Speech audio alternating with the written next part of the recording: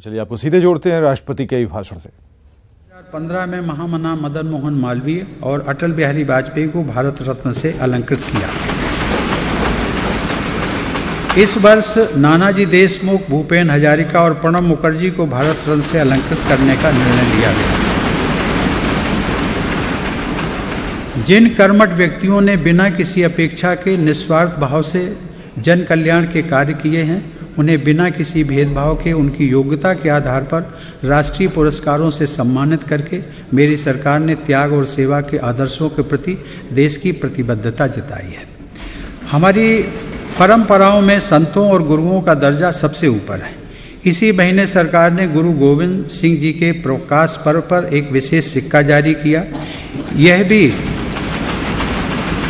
यह भी हम सभी के लिए प्रसन्नता की बात है कि मेरी सरकार ने करतारपुर कॉरिडोर बनाने का ऐतिहासिक निर्णय लिया। माननीय सदस्यगण, विश्व पटल पर जहां एक ओर भारत हर देश के साथ मधुर संबंध का हिमायती है, वहीं प्रतिपल हमें हर चुनौती से निपटने के लिए स्वयं को सशक्त भी करते रहना है। बदलते हुए भारत ने सीमा पार आतंकियों के ठिकानों पर सर्जिकल स्ट्राइक करके अपनी नई नीति और नई रीति का परिचय दिया है।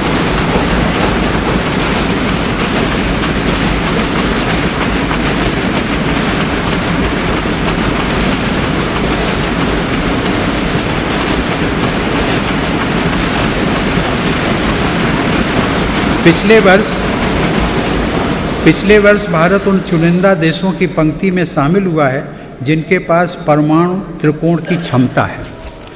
हमारी सेनाएं और उनका मनोबल 21वीं सदी के भारत के सामर्थ्य का प्रतीक है। मेरी सरकार ने 4 दशकों से लंबित 1 रैंक 1 पेंशन की मांग को न सिर्फ पूरा किया, बल्कि 20 लाख पूर्व सैनिकों को 10,700 करोड़ रुपए से ज़्यादा के एरियर का भुगतान भी किया है। मेरी सरकार का मानना है कि अपनी रक्षा जरूरतों को एक पल के लिए भी नज़रअंदाज करना देश के वर्तमान और भविष्य दोनों के ही हित में नहीं है। बीते वर्ष रक्षा क्षेत्र में हुए नए समझौतों, नए सैन्य उपकरणों की खरीद और मेक इन इंडिया के तहत देश में ही उनके निर्माण ने सेना का मनोबल बढ़ाया है और सैन्य आत्मनिर्भरता की ओर देश का मार्ग प्रशस्त किया है।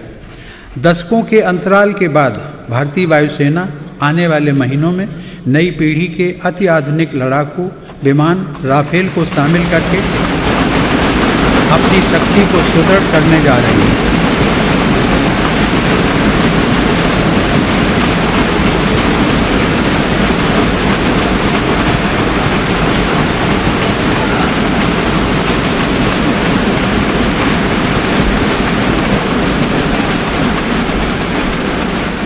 आज इस अवसर पर मैं देश की आंतरिक सुरक्षा को मजबूत करने में हमेशा मुस्तैद रहने वाले सुरक्षा बलों को भी बधाई देना चाहता हूँ।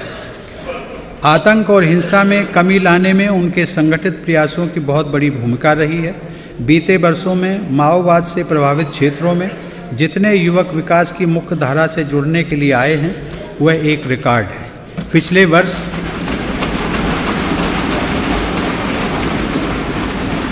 पिछले वर्ष पुलिस मेमोरियल का लोकार्पण करके देश के प्रति उनके बलिदान को सम्मानित किया गया है और उनकी स्मृति को भावी पीढ़ियों के लिए संजोया गया है।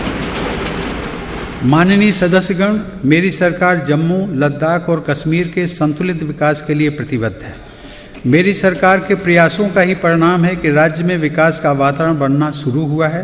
हाल ही में राज्य के शहरी स्थानीय निकायों में 13 वर्ष बाद और पंचायतों में 7 वर्ष के अंतराल के बाद शांतिपूर्वक चुनाव हुए, जिनमें लोगों ने बहुत उत्साह दिखाया और 70% से अधिक मतदान हुआ। जम्मू कश्मीर के विकास के लिए प्रतिबद्ध मेरी सरकार द्वारा 80,000 करोड़ रुपए के पैकेज का ऐलान किया गया था।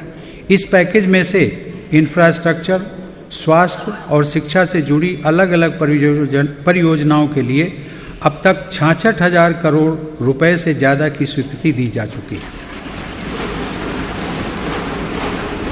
यह मेरी सरकार की राजनयिक सफलता है कि आज भारत की आवाज़ वैश्विक मंचों पर सम्मान के साथ सुनी जाती है। कुछ दिन पूर्व वाराणसी में आयोजित प्रवासी भारतीय दिवस में भारत की यह अंतर्राष्ट्रीय ध्वनि और ज़्यादा मुखर हुई है। भारत की पहल पर संयुक्त राष्ट्र ने 21 जून को अंतर्राष्ट्रीय योग दिवस के रूप में घोषित किया और आज यह दिवस पूरे विश्व में बहुत उत्साह के साथ मनाया जाता है। पूरी दुनिया में योग की लोकप्रियता तेजी से बढ़ रही है। आज भारत को यह गर्व है कि हमने विश्व समुदाय को योग जैसी श्रेष्ठ पद्धति की सौगात दी है। सरकार ने विदेश में रहने वाले भारतीयों के पासपोर्ट की ताकत और उसका मान ही नहीं बढ़ाया है, बल्कि उनके सुख दुख की सहभागी भी बनी है। पिछले 4 वर्ष में संकट में फंसे 2,26,000 से ज़्यादा भारतीयों को स्वदेश वापस लाया गया। पर्यावरण के संरक्षण में भारत की पहल को संयुक्त राष्ट्र द्वारा मिले सम्मान ने प्रत्येक भारतीय का गौरव बढ़ाया है। हम सभी के लिए ये गर्व की बात है कि भारत आज विश्वव्यापी सौर ऊर्जा क्रांति का नेतृत्व कर रहा है। पिछले वर्ष इंटरनेशनल सोलर अलायंस की पहली महासभा की बैठक सफलतापूर्वक दिल्ली में आयोजित की गई। वर्ष 2022 में भारत G20 शिखर सम्मेलन की मेजबानी करेगा। देश की स्वाधीनता की 75वीं वर्षगांठ के उत्सव के साथ आयोजित किया जाने वाला यह सम्मेलन भारत के वैश्विक प्रभाव को और बढ़ाएगा। माननीय सदस्यगण, इस वर्ष हमारा देश 21वीं सदी के सशक्त, स्वावलंबी और समृद्ध नए भारत के लिए एक निर्णायक दिशा तय करेगा। इस वर्ष आम चुनाव के रूप में लोकतंत्र का सबसे बड़ा उत्सव मनाया जाएगा। इस सदी में पहली बार लोकसभा के लिए मतदान करने वाले युवाओं को मैं इस सदन के माध्यम से अपनी शुभकामनाएं देता हूं।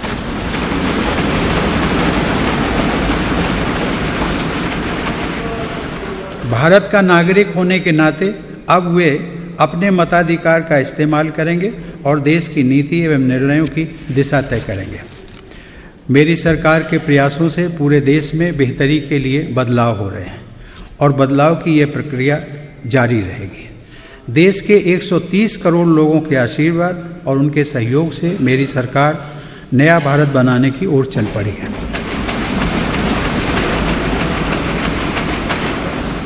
एक ऐसा नया भारत जहां हर व्यक्ति को मूलभूत सुविधाएं उपलब्ध हों, एक ऐसा नया भारत जहां हर एक व्यक्ति स्वस्थ हो, सुरक्षित हो और शिक्षित हो, एक ऐसा नया भारत जहां हर व्यक्ति को अपनी प्रतिभा निखारने का मौका मिले और उसके पास आगे बढ़ने के समान अवसर हों, एक ऐसा नया भारत जहां हर बच्चा बिना किसी भाव के जीवन में आगे बढ़े और हर बेटी सुरक्षित महसूस करे, एक ऐसा नया भारत जहां प्रत्येक व्यक्ति को न्याय मिले और उसकी गरिमा सुनिश्चित हो, और एक ऐसा नया भारत जिसे पूरे विश्व में सम्मान से देखा जाए।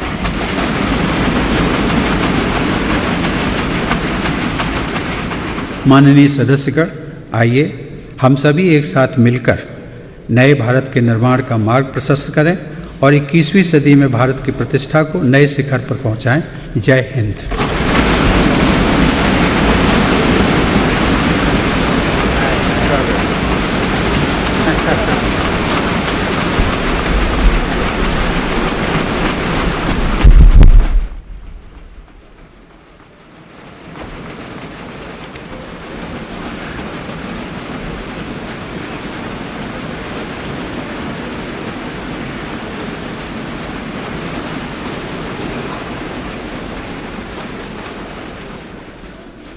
Honorable President, I may be permitted to read few starting and ending paragraphs in the English version of your address. The rest of the address may be considered as read. Honorable members, it gives me immense pleasure to address the joint sitting of the two houses of Parliament. In the annals of our democracy, 2019 is an important milestone.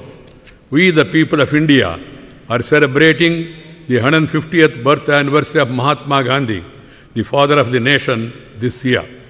13th April this year will also mark 100 years of the tragic massacre at Jallianwala Bagh.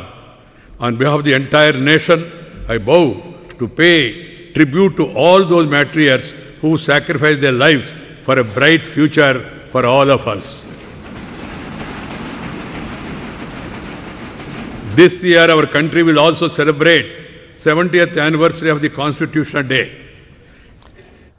तो संसद में कल होना है अंतरिम budget पेश और इसके अलावा रामनाथ कोविंद देश के राष्ट्रपति ने कई बातें कही और सरकार की नीतियों का भी उन्होंने बखान किया जो अभी तक की सरकारों ने किया और राष्ट्रपति ने सुरक्षा बलों को बधाई दी है। जम्मू कश्मीर के विकास के लिए सरकार की प्रतिबद्धता को उन्होंने दोहराया है और विश्व समुदाय को भारत ने योग दिया, ये बातें उन्होंने कोट की हैं और कई महत्वपूर्ण बिंदु हैं जिस पर ख़ास तौर पर रामनाथ कोविंद ने प्रकाश डाला है। संसद के बजट सत्र की शुरुआत हुई है।